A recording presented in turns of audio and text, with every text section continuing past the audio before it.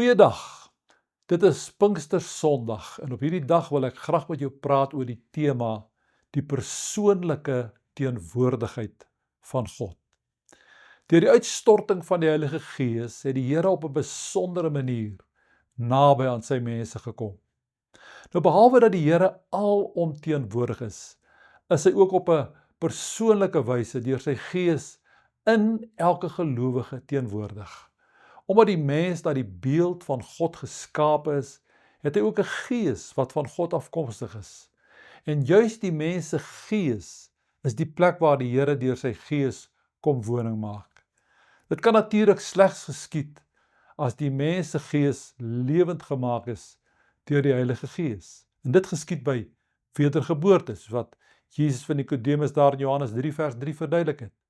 In Johannes 14 vers 17 sê Jesus: die Gees sal met julle bly en in julle wees.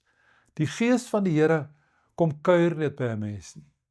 Hy loseer net vir 'n tydjie by jou nie. As jy die Here Jesus aangeneem het, kom woon hy deur sy Gees binne in jou. Johannes 14 vers 23 sê dit so duidelik: as iemand my liefhet, dis Jesus wat dit sê, sal hy my woord bewaar en my Vader sal hom lief hê. En ons sal na hom toe kom en by hom woning maak. God loseer nie by jou nie. As jy sy kind is, dan maak hy by jou woning en hy doen dit deur die Heilige Gees.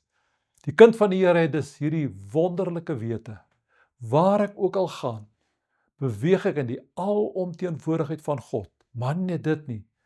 Waar ek ook al kom en in watter omstandighede ek my ook al bevind, die Here is op 'n onverklaarbare en wonderbare wyse binne in my deur sy Heilige Gees.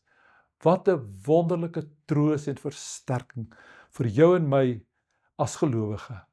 Hoe jy ook al voel, waar jy ook mag wees, God woon deur sy Gees in my en in jou. Ons is die tempel van die Heilige Gees. Kom ons loof die Here daarvoor. Here, ek glo dat U deur die Gees nie net by my kuier nie, maar in my woon. Dankie daarvoor. Amen.